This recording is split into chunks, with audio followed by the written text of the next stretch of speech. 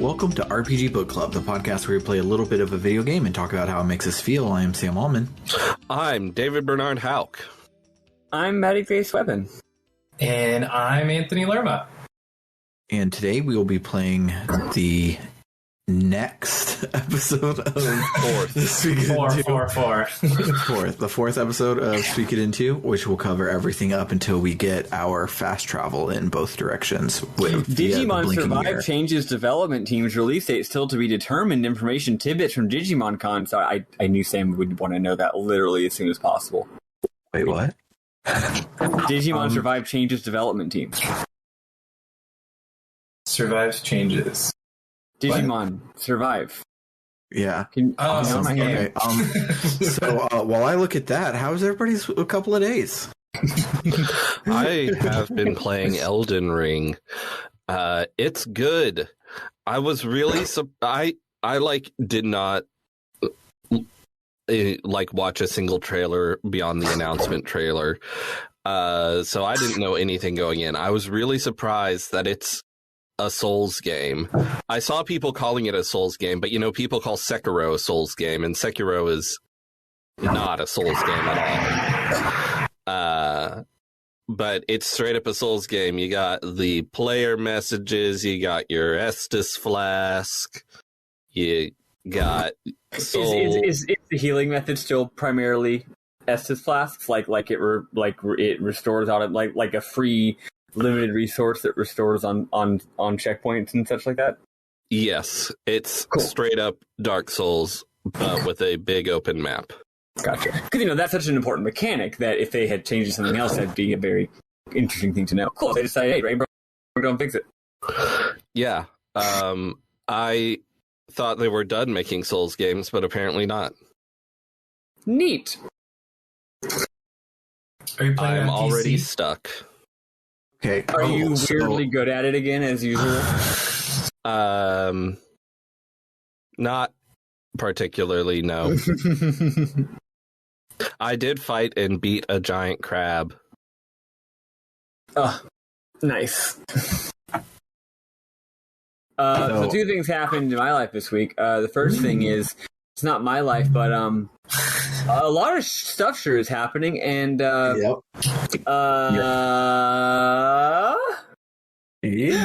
I keep seeing all this new stuff about the craziness in Ukraine and Russia, and I don't totally understand it. I mean, I'm actually pretty familiar with the history of both countries and the region, given my general interest in Soviet and former Soviet bloc countries and blah, blah, blah, blah. But I've been so busy the last week or two, I've just not really been paying much attention to the latest events. But all I gotta say is every time I hear something new, I'm just like, seems bad. Seems pretty bad. That's my take on that. It seems like it's not good, and they should stop. Yeah. My opinion on that. Not in favor of bad things. Yep. But on the other hand, should stop being bad. I agree. Mm-hmm. On the other hand, something else is good. Yesterday, shout outs to the professionals bargaining unit of the National Union of Healthcare Workers, who were going to have an informational picket at the Oakland Children's Hospital yesterday at noon. They were going to have an informational picket because they've been bargaining for 8 months, and the CHO management has been super intransigent, even though they're asking for basically fucking nothing, just some basic respect and a couple important changes that need to get made around these parts. But it turns out that we had to cancel the picket due to victory. So that's nice. Fun. Congrats to the professionals in UHWs for winning a new contract with literally every single one of their demands. Hot, very exciting, hot. Bad news is it was a 1-year contract extension. Most contracts, in case you're curious, contracts for 2 or 3 years or even 5. This was just a temporary 1-year extension, but it took them 8 months to negotiate it, and it takes effect at the start of that 8 months. So they're gonna have to do this all again in August. Nice. So that shit sucks. Anyway, those are the only things that happened in my 4 days. Cool. So, RPG Site's headline is real bad. Digimon Survive did not change development teams for a second time. They changed development teams like 2 years ago, the last time that we got any information about Digimon Survive. So that was just improperly researched. They just said that they're not ready to give out the release date, but it's still on track for 2022.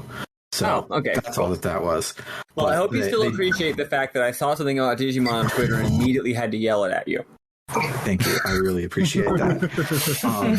Secondly, today was Pokemon Day, so Summer's best friend came over and we all played the Gen 4 remakes together as if we were on the playground, and it's Summer's first like real having a go at playing Pokemon, and it was a whole lot of fun. And I haven't been able to do this since Heart Gold Soul Silver, because all of us were wearing our stupid fucking Pokewalkers on fucking yes, on the mall in Baylor, and so as we'd be walking by, we're like nerd, and we would do the Pokemon thing.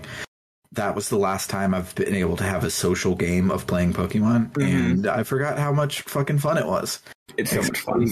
With Summer being baby fresh eyes, and like she didn't know what a Prinplup looked like, so when her Piplup evolved, she like was super stoked, and like that's fucking cool. And you forget about that sort of thing. That is cool. Then the other thing that happened is, as I discussed 4 days ago, my midlife crisis is I want to get into console modding, and I completed my first console mod literally moments before we started recording. I got the extreme rate D-pad conversion for your Joy-Cons, and I did it. And it was real hard, but I was able to do it, which made me feel a lot better about some of the other ones that aren't rated as hard that looked impossible, like the Wonder Swan IPS screen mod I want to do soon. That one, I'm like, I don't know if I can do that, but I did these, like it was fucking nothing. So I'm super excited. And then the other quote unquote console quote unquote mod I did is Scarlett has had this teddy bear since she was born that if you squeeze the hand, lights come on and it sings a song, and it's her favorite fucking thing in the world, and it has been broken since before Storm was born. It's been broken for a very long time, and I fixed it today, so that was real cool. I had to solder for that one. I'm not very good at having a steady hand, so I'm probably going to buy the little helping hands things where you can set it up. They're like little clips on like movable wire hands, so you can make them hold the things together. So then all I have to do is touch the solder. I don't have to hold things together because my hands are not steady. But yeah, I accomplished things today, and I felt like a really, really cool dad soldering shit. The most manly thing is soldering. So I didn't do too much. I went on a hike today with my friends to Runyon Canyon. It's a popular LA spot where dogs can climb a mountain with you, which is really nice. So if your dog's well behaved, it's off leash. So, and if it's not, then it's on a leash. But you're just going around, just climbing the hills. The whole Runyon Canyon's on the backside of the Hollywood side, so you can kind of see that as well. Nice. Which is cool. Did you see Kevin Smith? Because he hikes it every single day. Does he? Yeah. I did not. I wonder what time. Probably really early. We went around, I think we went around 9:30, but it was nice. It's just, things in LA or California, as Maddy can tell you. LA just announced we don't have to wear masks inside if you're fully vaccinated, whereas California was, I think, a week ago. So it was kind of a celebratory weekend. A lot of people were out, but that's it. Yeah, that's dumb. You should not celebrate COVID being lax by being COVID unsafe. But you'd be surprised how many people on the hike are talking about Coachella. very excited. Oh, This that's the most California thing I've ever heard, and I hate it. Right. I know. But also, it's just like, oh man, the number went down a little bit. Hell yeah, it's gone now. Let's hope that there's not a cause and effect to these things. Although maybe it's more like it's like J. Jonah Jameson thing. It's like COVID numbers are down, folks. We got to get these numbers up. It's like angry that he's not getting enough pictures of Spider-Man, but he's angry that we're not getting enough COVID. But yeah, anyone else have anything else to talk about over the last couple of days? Oh yeah, FF6 Pixel Remaster came out, and it looks like shit. It looks disgusting. I hate it. It's awful. I thought maybe there'll be one saving grace to this whole thing, which is that the soundtrack will fucking own, because guess what? The Pixel Remastered soundtracks for FS 1 through 5 are gobsmackingly phenomenal. But even the OST is a little underwhelming. Like, I was thinking it's gonna knock me on my ass and will have made this whole thing worth it, bad game notwithstanding, but it's a mixed bag.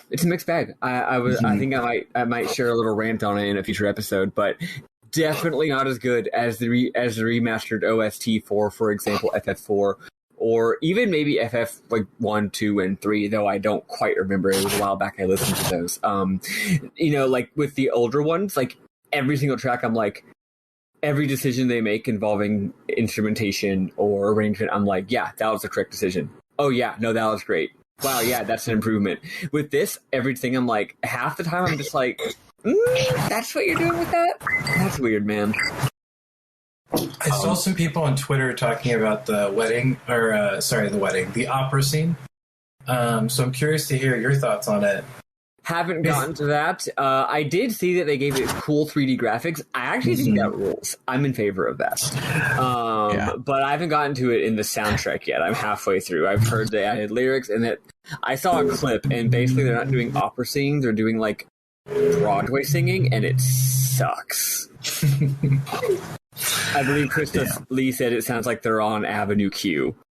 And she wasn't. I might just play it for that. Bad. I kind of want to just, it's not good. But yeah, I haven't gotten to that. That's why I don't have full thoughts. But I will say the game's out, and if any of your friends say, "Hey, I never played Final Fantasy before, but there's these new Pixel remasters out. Should I play the Pixel remaster FF6?" Tell them no. And if they say, "Well, what should I play?" Say, "I'll get back to you." And then later that day, you email them a zip file containing an emulator, the game, and all the correct settings to make it look as good as possible, and instructions on how to use the emulator. Want to remind the folks at home that Maddy also a is copy of the game that we purchase. Yes, but we want to remind the folks at home that Maddy is very particular, so you probably will like it just fine, and things will be okay. No, it's bad. It's bad. I actually think that the FF1 through 3 one. I think actually no, the FF4 one's actually really good. I'm actually not a hater on all. I'm not a hater in principle. Like, I was waiting to see, but it's bad. Final Fantasy VI on the Super Nintendo is one of the best looking games ever made, so doing anything different is going to be a problem. I remember they posted on Twitter, the Final Fantasy Twitter posted, look, you can suplex the train just like in the original, and it has a gif of the train being suplexed, but the train doesn't turn upside down. And everyone was like, but the train's supposed to turn upside down. Yeah. And then there's a reply where it's like, we hear you, we see you, we are listening, we are improving, you're valid.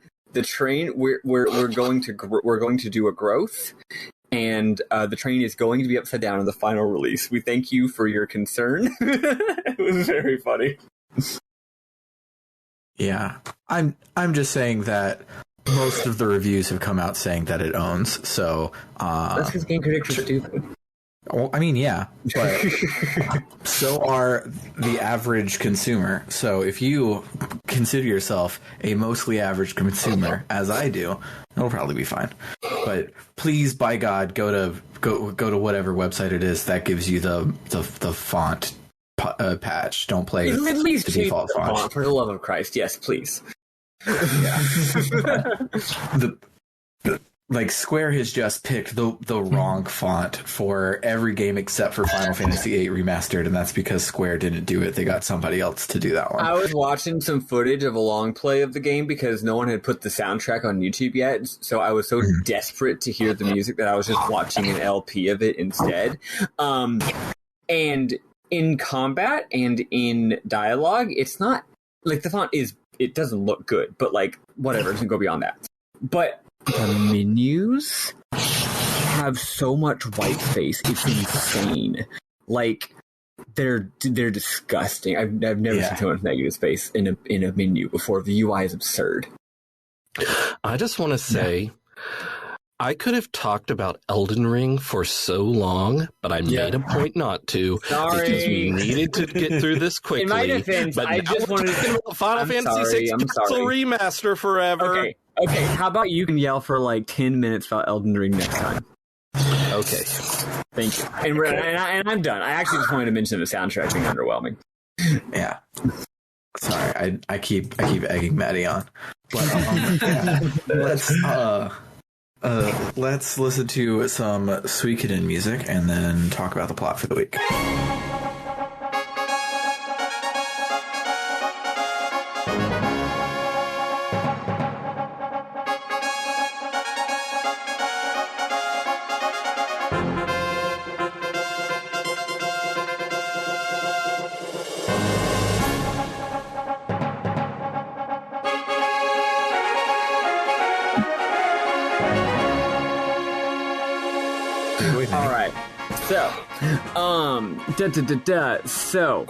Oh, whoops, I forgot to scroll up. My bad. It's like the most important thing to do to get started is to just scroll up on my document. So when we last left Lord Toby, blank. I didn't write anything. I was going to go back later. When we last left Lord Toby, we had just tried to forge an alliance with Greenhill, and it didn't go well. It was rough. It was a little tragic little micro story of people failing to get their shit together. Basically, but we do end up escaping with the mayor, basically, and also learn some exciting things about our enemies, which is that our enemies are sort of splitting into sort of two different factions. So that's sort of the latest news. So we return to our home castle, and we introduce Teresa, that's the mayor we just rescued, to Victor and the others. Also, it turns out that Flick and Fitcher managed to survive and make it back, as well as Nina. That's the character we met last week that we all loved. She made it out. She tells Flick it's her 108 star of destiny to be with him. And also she made him dinner, which he needs to hurry up and go to his room right now and eat it before it gets cold. Everyone groans at her shit. Another interlude, except me, because it's great and Flick should be so lucky, you know? Another interlude. So, inside of his tent in the Highland Army's camp, Luca Blight congratulates Joey on his success in Greenhill. He then promises to give Joey anything he wants, and Joey asks for marriage to Luca's sister, Julia. Now, as an aside, please remember that Julia is also harbors strong anti-Luca sentiments, as Joey also secretly does. Luca laughs and is like, no, be serious, dude, or do you want me to literally cut your head off? Joey's like, I thought you were a man of your word, but okay, if you're not going to give me your sister, I have another idea. But I can't say the idea in front of all these troops, so can we go speak privately? So, Luca is like, right. Right. And then they go off to speak privately, and that's the end of the scene. Back in town, Nanami tells us, Victor, Shu, etc., that they're having a meeting. So we join in. Flick arrives late because he couldn't find his bandana all morning. Turns out Nina washed it. Shu explains that all the of the major cities in the United States of Joustin, the only one left that isn't destroyed occupied or refusing to talk to them, is the Knightdom of Matilda. They have an army the size of muses, so that's cool. Let's go get them. So we are heading to the forest north of Greenhill to go to Matilda. We can pick our party, but Nanami also forces us to take her along, but as a guest slot, thank goodness. I mean, don't get me wrong, she's good. I would gladly put her in my party, but it's cool that the game lets us pick 5 other people. Later, she says the reason that she came with us is because now that Joey is definitely bad, we're the only family she's got left, and she was lonely. So, we head through an unremarkable forest dungeon. Was there anything to remark upon in this forest dungeon? I don't even remember it, so... No, it was nothing. Doesn't even have a very important thing happens in the forest dungeon. We meet Vicky, the master of time and space. Oh, yeah, I mean, the dungeon part. So we meet Vicky. She's amazing. She's lost. She's extremely confused. I love her. She doesn't know where or when or anything. And then she tells us she's a master of blink magic, aka teleportation. She's also like, "Can I come with you, please?" And we're like, "Okay." Basically, she's going to live in our castle, and she can teleport us anywhere we want to go. But she can only teleport us out of the castle. We still got to get back ourselves, which is important. But yeah, very, very cool. Vicky's super cute. We love her, and she's very useful. In addition to her castle usefulness, she also is a real strong fighter, or like a mage. So if you actually use her in battle too, you do good. Yep, I used her towards the end of it. She's good as fuck. So in the forest, we meet Miklotov, captain of the Blue Knights of the Kingdom of Matilda. Rather, of Matilda. Yeah, I don't know what that is, but whatever. So they got the Blue Knights and the Red Knights. Miklotov is the captain of the Blue Knights. Some new music plays here. It's real good. He's here to greet us and escort us to Matilda. We go to Rock Axe Castle, and we go inside to meet Lord Gorudo. Or Gordo, I guess is probably how you would say it in Japanese. Turns out he's a jerk. He's like, "You're just a little guy. The story I've heard of you beating Highland's ass must have been greatly exaggerated. Muse got owned because they're small and wimpy, and you probably are small and wimpy too, so we have nothing to gain from allying with you, so GTFO. And then they escort us to a guest room. Huh? I hate how it's always like, oh, obviously our enemy is too strong, you're a little wimpy person, you must be lying, instead of, haha, I knew that our enemy couldn't have been so badass, they just got beat by a little dude. Like, yay morale, let's join forces and beat this guy. They're like, no, our enemy must be stronger than you. You suck. Later on in this chapter, when after some more friction between our armies happens, someone, I forget who, says something like, it looks like the nation state's problem, like the nation state's big problem has reared its head again. So it's kind of like an allusion to the fact that, like, yeah, this is the problem with this country, is that it's not a unified country. It is an uneasy alliance between 6 different groups, and they never really got that good at working together. That's the main problem here. And it's like, long standing. So yeah, they, instead of just being like, wow, that's awesome, they're like, really? So anyway, yeah, he says GTFO. That night, Leknat appears to us in a dream. But he just gives us like a motivational speech with like no actual content. So yeah, thanks. It's weird. She's just like, go save the day. And we're like, we were already working on it. I mean, we weren't doing a good job, but you're not helping. So the next morning, everyone is in a hubbub. The Highland Army is near, but it seems they're Matilda. That doesn't make any sense. It seems like they are not trying to invade Matilda. They are rather simply pursuing a bunch of Muse refugees who are fleeing here. Miklotov is like, we gotta save them. Gorudo has kind of a muted reaction. He's like, ... Sure, gather the troops. So then there's another strategy battle, except it's actually a plot cutscene battle. So many of them are actually plot cutscene battles. We are starting to get used to this. Basically, the refugees are fleeing towards our border and getting hells of owned by Highland, which includes both Luca and Joey.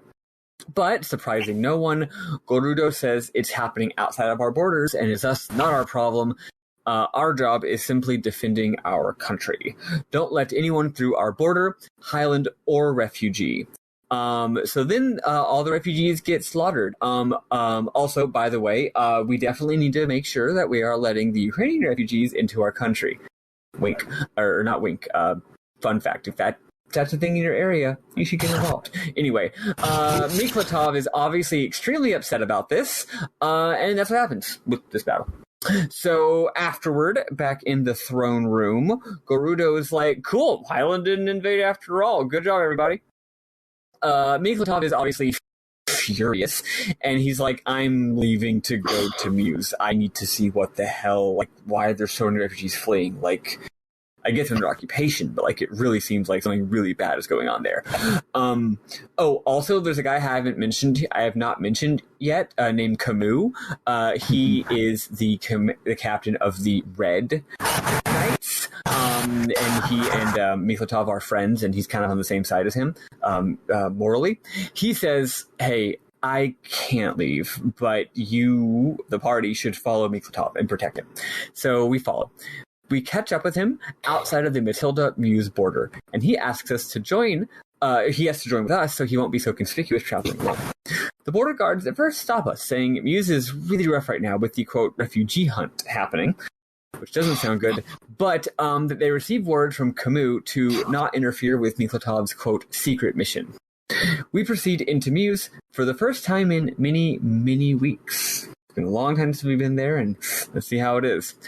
As we approach Muse, we see an FMV, and a giant dark dragon ghost thingy in the sky is making like a giant vortex over the city. I wrote IDK Man, seems bad. You wrote IDK Man about this, and I wrote all that shit that happened in .hack GU. Weak. Because we're about to learn what happens in just a second. Also because I legitimately didn't understand what was going on. I wrote about way crazier shit and more abstract crazy shit. That is true. You should describe at least the FMV to some extent, right? Or is that what you're going to do? Sorry, Maddy. But that's all it is. I don't know. Yeah. It's a bunch. Yeah. I'm just giving you a hard time. Yeah, I know. I will say, it's also not nearly as cool as the shit that happens in .hack GU, okay? I did not make a strong impression. Anyway, so nearby, Luca yells that their, quote, souls are getting sucked into oblivion, and that they're being, quote, sacrificed to, quote, free the evil beast. Seems bad. Joey is like, IDK if this is it, Chief, but Luca says, but then Luca says, I see a darkness in your eyes, Joey. Seems bad. So we enter the city and see almost nobody around. There's a single citizen dying on the ground, and he's like, the silver dragon. I thought it was more of a blue, but he calls it silver. Consumed everyone alive. Some soldiers fight us, and we kick their butts, because every time soldiers fight you in this game, you kick their butts. But then we realize that there's nothing more we can do, so we return back to Matilda. Back in Matilda, Mikloto is, like, beyond fired up. He's like, holy shit, we gotta go send a regiment to Muse right now. This is horrible. Everyone asks him what the hell he's talking about. He explains about everyone being massacred in some sick ritual, but no matter what, Gerudo won't budge. He's like, didn't you vow to always be loyal to me as my knight? Isn't that what that emblem means? And then Miklatov has a great speech. Instead of summarizing, I just got word for word because it's the same amount of words as summarizing. He says, breaking a pledge of loyalty is the knight's highest disgrace. But I am a human first and a knight second. I don't need your title. I resign myself to your disgrace. but I will never forgive you. I can never look idly by while lives are being thrown away. That's true sometimes and not true other times. Earlier, I made a not a joke, a serious comment that analogized refugees here to Ukraine, but that doesn't mean that we should do what he's talking about now, please. Anyway, not the same thing. Okay. Gordo, let's please not go to war with Russia. Okay. Gordo tells Camus to arrest us. He says, but then Camus says, I'm breaking my oath too. And then all the guards in the room also do. It's a great scene. They're all just like, no, we're not doing that. We're going with him. So we take our small entourage and we leave. Outside, we got to get out of Dodge, but Camus says he's going to stay behind and try to convince more knights to join us, though he does feel a little bit weird trying to sway people to commit high treason. We leave and head south back to Green Hill. Partway through, we see that we're being pursued by a very large contingent of Gorudo's red and blue knights, and we're like, oh no. Then Shu shows up, and we're going to gear up for a fight, but then we see that the regiments are being led by Camus. He managed to convince nearly half of both brigades to defect. Holy cow, that's a lot of people. So we get back to our home base. We did fail to officially form an alliance with Matilda, but we've gained many new forces. Job well done, everybody. Nanami says, make sure to spend some time with Pilika before going to bed. She really missed us. Interlude. Back to Joey and Luca. Joey and Luca are discussing some sort of plan. Luca says it might be too dangerous because a lot of the army still isn't loyal to him. And for example, Kiba and his son in particular are still loyal to the king. Joey says, I have a plan to handle that too. And Luca's very impressed. But then someone new, I wrote new question mark, shows up. Leon. Now, Leon has not appeared in this game yet, right? No idea. I don't believe he's appeared in this game. He has appeared in... So that's what I was about to say. So Leon appears, and it turns out that he is the strategist for the Scarlet Moon Empire. I wrote in parentheses, that's a backstory thing, right? I definitely remember that being mentioned. I don't remember if it was mentioned in the game or if it was simply mentioned by Bernard. But don't worry too much about it because we are actually going to learn more later, so that'll answer itself. Yeah, so some new guy who is a strategist for some other empire called Scarlet Moon Empire. If you remember what that is, congratulations. If you don't, you'll find out soon enough. So that's a big deal that Leon is joining us, is joining the bad guys as the big strategist. And then finally, Luca says something like, I don't remember, he just has some ominous sentence, but he calls Joey his younger brother-in-law. So it's like, oh, I guess that marriage thing is or did happening after all. Seems bad. So the next day, Radat has been invaded. Oh no! So apparently the soldiers are already occupying the town, and this is the first we're hearing about it. So that's very concerning. Once again, we go to investigate. When we get there, it seems like there's been very little fighting, if any. Highland Guards patrol, and the city is acting normal. But there is a big old assembly.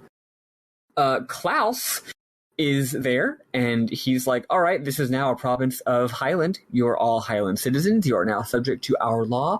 Also, that rumor about everyone in Muse getting sacrificed to an evil god, that's ridiculous. That did not happen. We made it up. It never happened. Kiba also promises this. He's like, I swear on the name of King Agares, who I'm very loyal to. That's the guy I'm loyal to specifically, is King Agares. Remember that? They definitely didn't murder the fuck out of everyone in Muse. I have never heard of that happening. So we make note that Kiba and Klaus are the ones who are leading this particular faction, or this particular battalion. So that's all that we needed. When I say we, I mean the party. Us, the players, recognize that Kiba and Klaus are the ones that aren't necessarily loyal to Luca. So Klaus sees us, though, and is like, sup, hey man, sorry, Joey isn't here. He's at the capital, La Ratatouille, getting married to Jilia. Well, bye. So back at the castle, we're gonna fight. It turned out it's the 3rd and 4th divisions of the army. If you recall, the 4th division is Joey's division. Shu is like, let's just fight them head on. They'll see that we have way more soldiers and generals now, so we'll kick their butts. Victor is like, hey Shu, famous military strategist, shouldn't we like have a strategy? And Shu's like, nah. It's very ominous. It's very funny, actually. I get the point. He's being hubris, but it totally comes out of nowhere. So, it turns out that the 4th Division is being temporarily led by Raud. I got his name right, everybody. Aren't you proud of me? Yes. Since, I guess, Joey's off getting married, maybe? So the fight seems to be going well at first, but then one of our generals, Ridley, as a reminder, that's the leader of the kobolds, speaks up. He says, hey, how come all of my kobold troops are all deployed in the very front line? Shu basically says, shut up, I'm the strategist here. Later, the kobolds are getting extremely owned because they're on the front line, and Ridley is like, God damn it, we never should have trusted y'all. And they all yeet out of the battle. So without the help of a decent portion of our army, we start to get really owned and eventually have to withdraw. However, the Highland army chooses not to pursue, as they too have suffered heavy losses and need a bit of time to regroup. Still, ouch. Is there any way for this battle? This battle didn't go differently for any of y'all, did it? No, it's scripted. Go this way. It's another plot scene. Just checking. Just checking. Back at the castle, Victor says we shouldn't waste time being mad at Ridley and should instead just focus on how to win the next battle. What Victor doesn't say, but I think he might be thinking, is that, Ridley kind of makes sense that he was a bad guy. So, Interlude. Turns out, Joey's off getting married. So, very important cutscene. Joey's getting married to the princess to become to become the prince and brother-in-law of the main villain, Luca, and the son of King Agares, who, if we recall, is like technically the king of the opposing army, but like not an insane sicko freak like his son. He's just a normal king who's in a war. Has there been any like indication of why he doesn't do anything about his son being an insane sicko freak, or is it just like he doesn't he wouldn't go crazy and burn Joust into the ground, but he doesn't mind if someone else does it? No, I feel like there's a lack of information being shared. They do a pretty good job of like murdering everybody and not letting anyone escape. So assuming they have decent OPSEC, I don't know. I just feel like he's not totally aware. Maybe he's getting a little old, I feel like he's a results guy. As long as the results are coming in, he's like fine. Maybe, but the way people. So we don't get much about him. We never really get scenes with him, but we do get how people feel about him. And all the characters who are loyal to Agares are like upstanding, honorable people generally. So I get the feeling that Agares is also like an upstanding, honorable man. So, but that does raise that question, right? Like, are you just out of touch? I don't think he's a results guy, but maybe that's it. Maybe he let his ambitions cloud what normally are his honorable intentions, where he is letting his son do this stuff that he normally would not have to do as more in his senses. I don't know. What do you think, Sam? So I went to his wiki page to see if there was something like we had missed. And I don't know if we find this out later or what, but back in the day, Highland was attacked by someone, and so Agares took Luca and his pregnant wife Sarah away, but they were captured by some thugs, and Sarah was raped and killed. She died in childbirth, giving birth to Gilia. So Agares basically was like, shit sucks, and I hate it. And he basically became a figurehead and just lets Luca do whatever he wants. So we probably find that out later, because we found out half of that in about 10 seconds. Okay. I don't remember finding out any of this. I probably there is an allusion to that in just a second, and I'm guessing that we'll find out the full story later. Mhm. But yeah, that, you know what? That explains part of it. And I was just giving you the background because if you got to remember who Agaris and Luca and all these people are really to understand the importance of this scene. So Joey's off getting married. There's a marriage ceremony, which either it's very short or we only see the end of it, where the king's pretty much just like, "Hey, do you want to marry Joey? And are you definitely wanting to have Joey's hand in marriage?" And Jillian's like, "Yep." And he's like, "Cool." And then they go on to the more important part of the ceremony, which is Joey swearing fealty as a knight. That has to be done in private with just Joey, Agaris, and a witness, Luca. So in the private room, they go through the ceremony, which involves drinking everyone has to drink some ceremonial wine. And Joey finishes swearing It's not ceremonial wine, it's Joey's blood. It's wine, and then Joey puts his blood in it. It's two different things. Oh, but that explains it. He calls it the wine of fealty, but it's Joey's blood. Oh, you're probably right. That actually makes more sense given what's about to happen. So yeah. So he said, "Yeah, I thought it was two separate things. Like, I'm gonna, cut some blood from my hand to do like a blood oath, and also let's drink some wine." But you're totally right. So Joey gives him some blood, and then he drinks it, and then Agaris keels over, very obviously poisoned because we understand how drama works.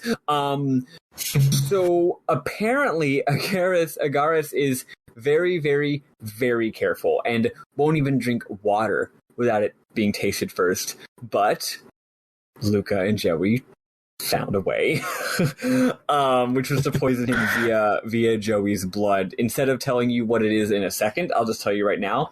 Basically, Joey had been poisoning himself for like weeks with very small amounts of poison so that it would build up in his bloodstream so that it would kill Agaris.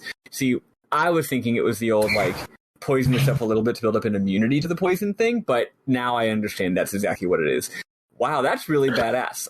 They actually mentioned that he was also taking an antidote. Joey was. Oh, that's right. Cool. Anyway, the point is, yeah, shit's fucked up. Also, interesting parallel with the use of the poisoned blade by the other general back in the day.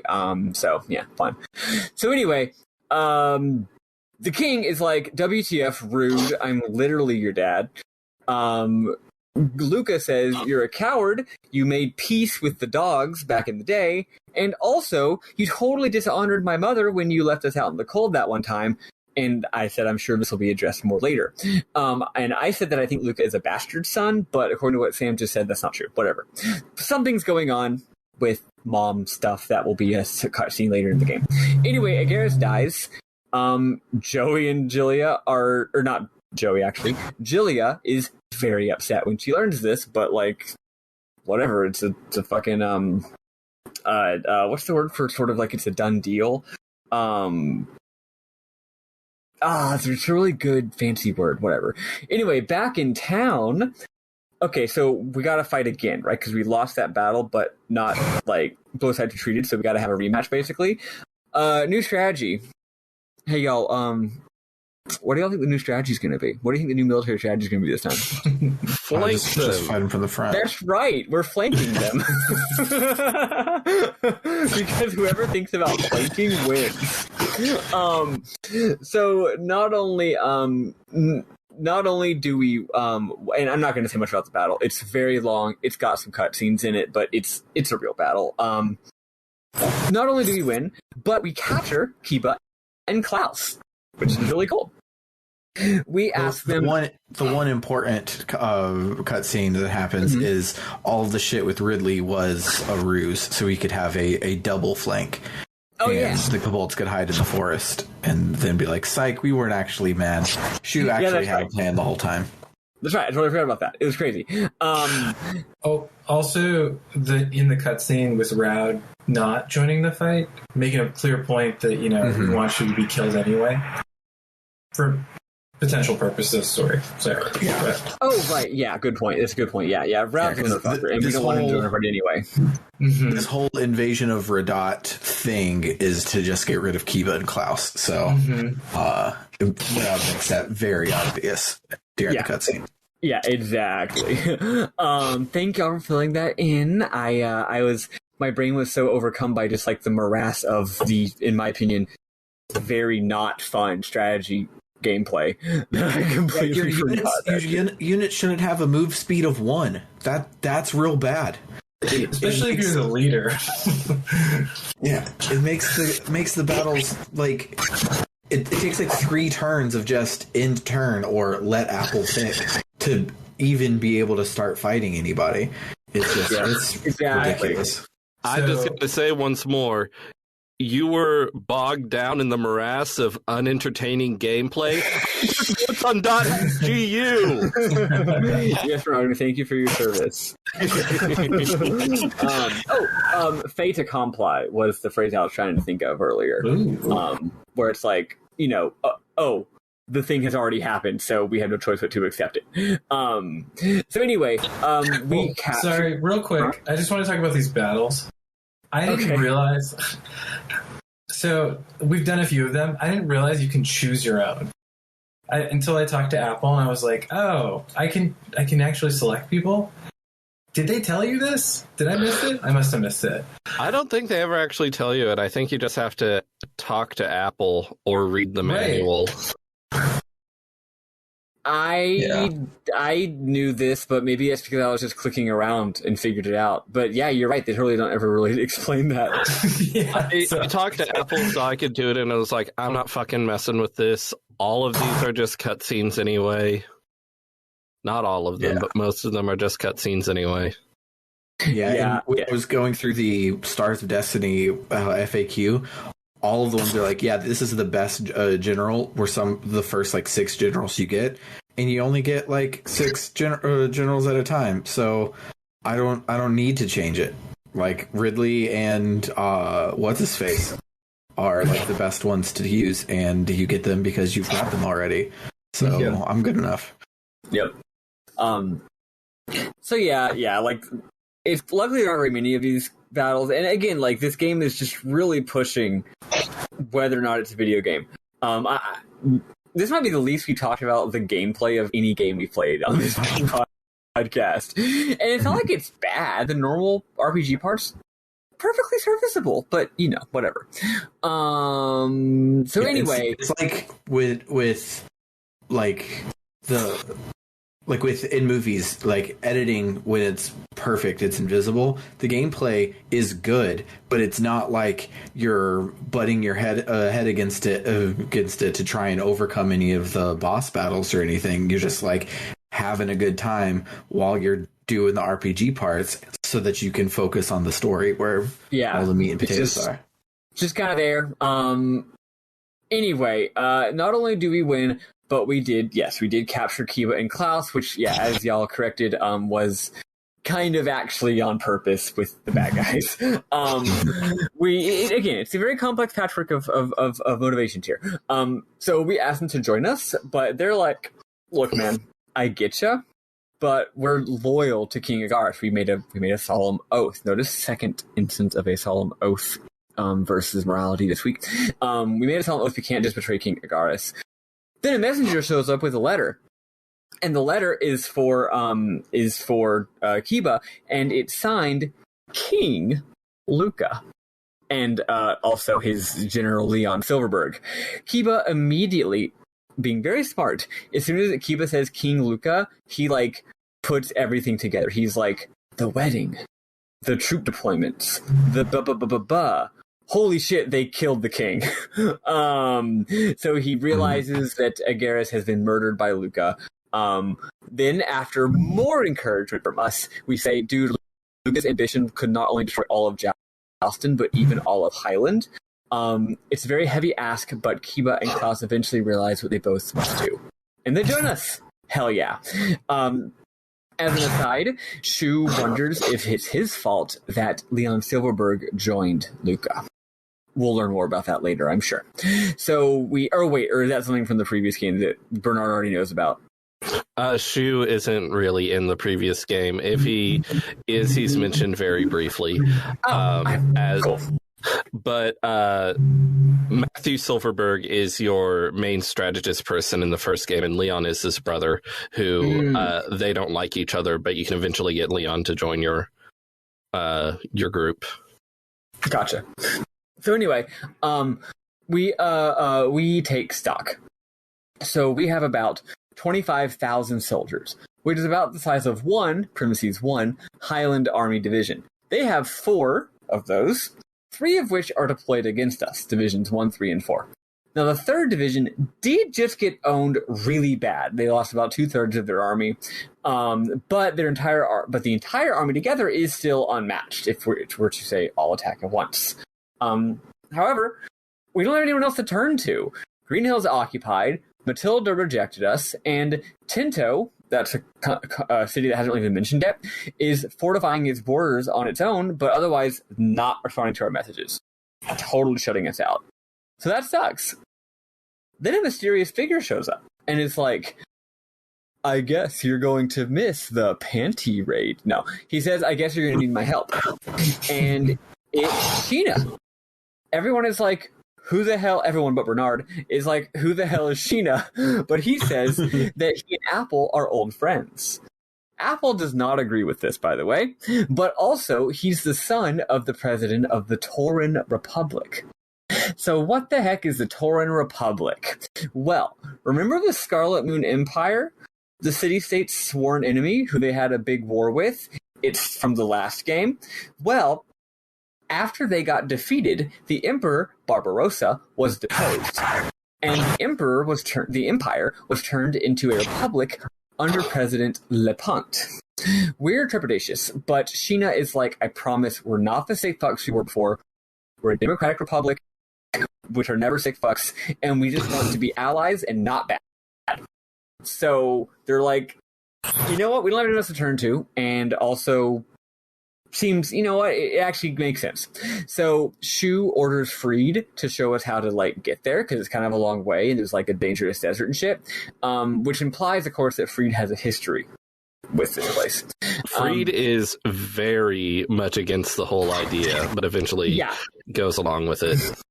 Exactly. He's like, please no, I really don't want to do this. And then Shu is like, get over yourself, the past is in the past.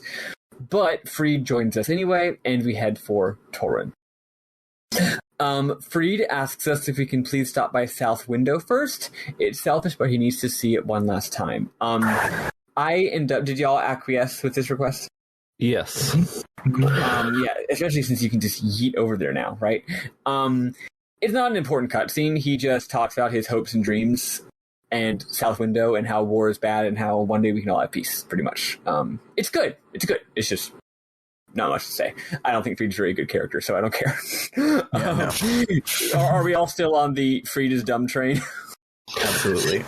Yeah, he's not great. I actually got excited. I thought he was going to die. I thought it was like perfect exposition. I feel like he's good. Like, that makes perfect sense, right? Like, that. Mm-hmm. That's why you have a scene like that, if he's going to die later. And it's going to be a very emotional scene, and none of us are going to care. But anyway, so we get to the border with Tauran. A guy named Varkas stops us. At this point, just assume every single person I mention is from the first game. I'm pretty sure literally every named character that shows up from here on out is from the first game. Yeah, I popped into the as always, shout outs to LP Archive. I hopped into LP Archive to grab a couple of lines of dialogue for some stuff that I missed, and they mentioned that a lot of these named characters, none of them have character portraits, and the person writing the LP Archive was like, what the hell? All these guys are from the first game. Why didn't they just put the character portraits in this game? Fuck it. I'm going to put the character portraits in my LP archive anytime these guys are talking. So yeah, like, all of this is from the first game, which is really cool, actually. So, anyway, Varkas says he can't let the commander of the Dalston army just waltz around freely, but he will escort us to the capital. So we get to the capital, and like I said, just assume every single thing is from the first game. So basically, they take us to not the throne, like a waiting room. And if we want to, we can do a lot of exploring. I did some. Did y'all do any exploring? None at all. I didn't realize you could explore. Yeah, same here. There's a moment where you can, and I am always doing it. So once I realized how big the city was, I didn't do a ton because I knew that I was getting close to the part where I could be done because I was in a time crunch. But the city's beautiful, and yeah, there's a lot of named characters in this city, none of whom have character portraits, all of whom are probably from the first game. Anyway, there's also some references. There are some references to like the hero from before, which I'm guessing is the main character from the previous game. So eventually, we go and we meet with Lepant, the president of the Tauren Republic. Then we. Okay, which of you would like to say what we ask the president to do? We ask the president if we can form an state with which it's not a state and it doesn't start with a vowel. I don't understand. Like, we want to make an alliance. We're not making a new country. And also, why is it an state? It's great. I love it. It's a spectacular translation mishap. Yeah, I'm really wondering what happened there. Maybe the word they use isn't like the most obvious word that you usually use for like alliance or something, so it could get, and maybe the dialogue was in a fucking spreadsheet, so they didn't know the fucking context, so they said it's state is the word, and then the and could have just been a different unrelated slip up. I don't know. But they say and state again later. I noted that it happened twice. Yeah, if I had a nickel for every time that they said and state in this game, I'd only have 10 cents, which isn't much, but it's still weird that it happens twice. I forget whose joke that is. It's a classic. So anyway, so basically we have I'll just spoil it. This ends up being a very successful discussion. That's the takeaway here. But we get some information. We talk about how so back when it was the Scarlet Moon Empire, they were always warring with the city-state. But then it turned into the Tauren Republic. Bernard, did turning into the Tauren Republic happen in the first game, or is that between games? That's the plot of the first game, is that you overthrow the Scarlet Moon Empire. Oh, and so like the idea of it being a republic afterward is part of the game, like at the end. Yeah, the game ends with you overthrow the Scarlet Moon Empire, and then, sort of in the background of the credits, they're setting up the new republic, and it's like, is Tyr BcDohl, hero of the first game, going to lead? No, he wanders into the sunset. Right, so it's this guy instead. Yeah, yes. Cool. That's cool. See, I was assuming it was like you beat the Scarlet Empire and that's the end of the game. And then the fact that later it becomes Republic was like the retcon that. Neat, that's really cool. So, yeah, but after they established the Tauren Republic, it didn't immediately mean everything was sunshine and rainbows. Turns out that they battled the armies of both Tinto and South Window. Basically because the country, because Scarlet Moon was in such internal discord, other places were like, ooh, this is our chance to invade and take some territory and resources. Kind of a jerk move. But they managed to keep it all together. And he's like, despite all of this, you still want to make an state? But then everyone's like, hey, remember that whole thing where Luca wants to murder the fuck out of all of us? Maybe we should work together. And unlike everyone else in this game, this guy's like, yeah, that makes sense, actually. And he doesn't actually have evidence that Luca would want to murder the Tauren Republic specifically. It's just like, no, that makes sense that is what he would do next. Yeah, so he asks Lord Toby why we continue to fight. What did y'all say here? To put an end to this war. Yeah, I realize I shouldn't have picked it because I'm sure y'all all did, and it's what the LP archive did, but it is the most thematically correct choice. Like, that's what everyone's talking about. It's like, it's not about good guys and bad guys, it's about we want to have no more war. So that's what we all picked. Because Luca's a sicko. Yeah, I should have just said that. I should have said, fuck that guy, he sucks. But that's not what we said. Also, frankly, I think that we, the player, know more about how much Luca's a sicko than the characters do. I mean, they don't like him, but we have some extra behind the scenes info. They did see him try to kill Pilica. That's true. So anyway, this guy's, after we tell him that we just want to have no more war, this guy goes, you are much like him. Even though I'm the president, there's a different guy who really should be the president right now. He's the guy from the previous game. That's what he says. It's actually verbatim. And he says that we have the same glimmer in our eyes, and we represent everyone's hopes and dreams. Blah blah blah blah. There's a guy named Tesla. And he says, okay, how many soldiers can we give right now? And they say about 5,000 men, which I thought was a little underwhelming, given this current balance of power. Turns out that there's two different generals who can lead them. There's one named General Valeria and another one named General Kasumi. They're both ladies. They're both really hot. And we have to pick which one we want to come with us. Sheena says, damn, they're both hot. There's a cool thing where we get to pick one, but we're just picking them based on them just saying, like, hi. If we ask to take a minute, we can actually get intel on them, where we get to look at each one's stats. Sheena actually says, do you want to see my secret notes? Which I think is pretty funny. Memorial. Yeah, they're passing it off like he's like some kind of weird creeper who has these secret notes, but also it's their stats, which is very useful for us to know. Which one did y'all pick? I picked Valeria because she's the fucking best character in the first game. She kicks so much ass in the first game. And apparently she has a unite with Anita, I think is the name of the character that I use a lot. I picked Kasumi because she is like princess of the ninja village or something. And that sounded I picked Kasumi because she's really cute. Mm-hmm. Anthony, what did you pick? Kasumi as well, because both what of you and Sam said. Yeah, so I picked Kasumi. I did look at the stats, but then quickly realized that I didn't care. So then the president says, as a symbol of friendship between us and them, here's the blinking mirror, which lets us instantly return to our castle. Hooray!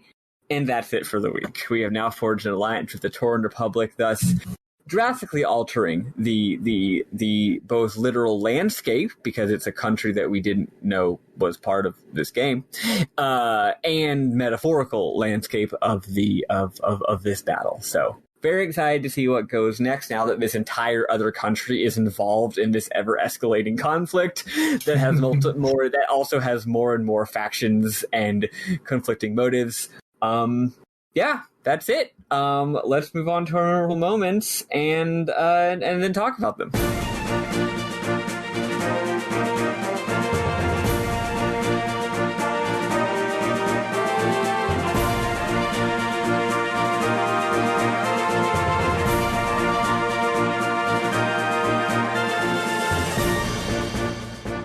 All right. What do you guys got? I lumped mine all in, so yeah. So I like how when Miklotov is at the border, he's like, hey, let me join you so they don't notice me. And then you walk down 5 tiles and they're like, hey, Miklotov, what are you doing here? Yeah. They're like, hey, Miklotov, come in, said you were coming, and he gets spotted immediately. I like the Futch and Humphrey side quest with the Black Dragons. Yeah. Oh yeah, The that guy happened this told me time. about that, and I thought that sounds cool. I should do it. I like the character named Futch. Tell me about it. So, as you're going from Matilda to Muse to go check it out, there's a village in between, the Highway Village, where you run into Humphrey and Futch, Fudge being the apprentice, Humphrey being the more seasoned knight. And they're dragon knights. So they're talking about sort of what's going on, and then holy cow, do they have body slam? Yeah, Humphrey actually isn't a dragon knight. He's just a regular knight. Oh, is he just regular? I know this because he's from the first game. As is Fudge. And then I forget this part, but a little kid wants to go show a dragon egg, right? And that's how they go to Mount Rukunai or Rukutai. Yeah. So a little kid from who lives at the inn, whose mom's like, they're staying there, goes to or hears about the dragon age and wants to go discover it himself. So runs to this mountain. We follow him. As we're climbing the mountain, which has some really good stuff and treasure, we run into an enemy that was probably the hardest enemy yet. I would say the hardest boss, at least for me. The Harpy, who hits everybody pretty consistently, and uses a bunch of different types of wind attacks. Animation's pretty cool, but eventually you defeat her. After defeating her, you do keep moving forward. We see an actual dragon egg. I forget how they said it. It was built. It was built there for the egg. Like the egg wasn't laid there, right? Or like some weird dragon custom where they put the egg above like a huge mountain compared to putting it in a cave. I forget exactly. Dragons normally lay their eggs in caves, but this is a wild dragon. An egg being laid here at the top of a mountain is very unusual, and presumably its mother is nowhere to be found. Yeah, and so at first Fudge is saying we should destroy it. Humphrey is saying we should destroy it. Well, Fudge is like, I don't know if I want another dragon. Sort of exposition. Had a dragon died. So now he's worried about accepting another dragon. And then eventually stops Humphrey from breaking the egg. The dragon hatches. We have a baby dragon. And that's pretty much it. It was really cool. I haven't used the dragon. Is it a summon? Does anyone try to use it? Or? I don't know if it has any gameplay utility. Yeah, I've had Fudge since the beginning of the game, and I haven't seen it pop up at all. Okay. Still pretty cool. Yeah, I enjoyed that side plot. I enjoy that Humphrey is really good in battle. Oh my gosh. Is the best in battle. And he has so much defense. He's really freaking slow too, so go ahead and slap the Titan rune on him that makes him go last anyways, because it doubles his attack. So he's already super strong and was going to go last anyways. So now you put him at the end, and he'll just do double the damage that anybody else could possibly do. Nice. It's fantastic. Nice. So when we go through the nondescript forest dungeon, of which there are so many in this game, to get to the border of the Torn Republic, you might have noticed there's a different battle theme. It's the battle theme from the first game.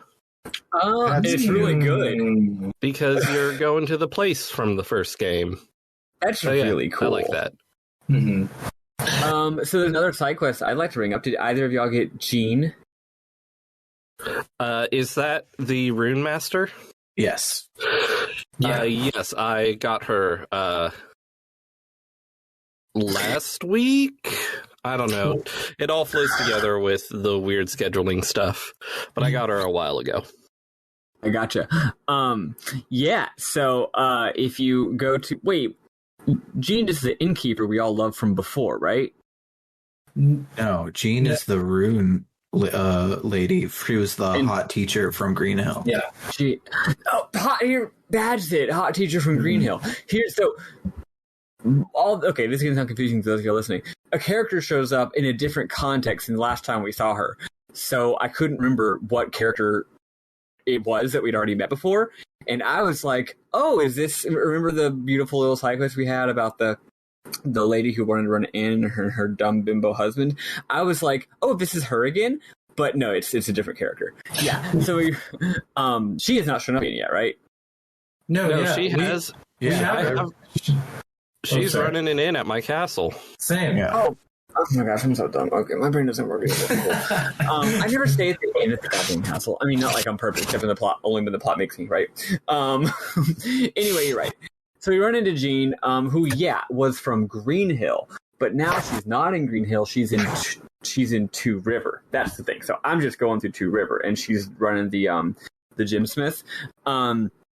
And you can ask her to join her group, and that's cool. And then she has someone else who doesn't have a character portrait, but seems like is also really cute to take her place. That's it. It's just that she's hot, and and she can make runes and shit. So now she's in your castle, and that's really good to have her in your castle so you don't have to find her other places. Yeah, that's the only character I got. That's the only side content I did this week. One thing in the nondescript force dungeon, in going into the Torn Republic, the enemy, those 3 women, are they significant in any way from Suikoden 1?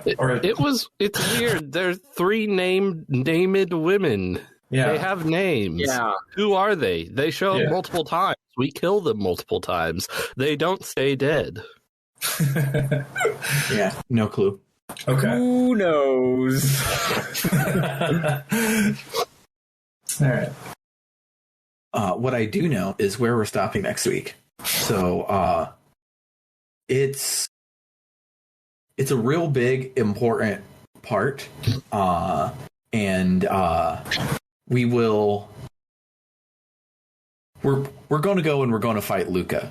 However that shakes out is real cool. It's a real big set piece. It takes according to the long play, it takes about an hour to do the whole set piece, which is cool. Know when you get to it, kind of thing. You will know when we get to it, and on the other side of it, you will eventually, as usual, because they cut away in the middle of a climax and then they need you to be back to the thing. Toby will collapse and pass out and wake up back at his bed, and everyone's like, that's weird, but it happens a lot, and then you save. So yeah, you will know it when we get there. It'll be a big, long, we are going to go attack Luca thing. You know what's weird thing this game doesn't do, but they probably could have benefited from? Having some Lunas. Yeah. Right? There's a lot of situations in this game where a Luna would have been a good idea, and they, I guess, hadn't played enough RPGs to remember that that's the thing. Yeah. I will say there are 2 attempts to go and fight Luca. One of them is a strategy battle. One of them is not. It'll be the one after that is not a strategy battle. So if you do the strategy battle and you're like, okay, that was fine, you still got 45 minutes left.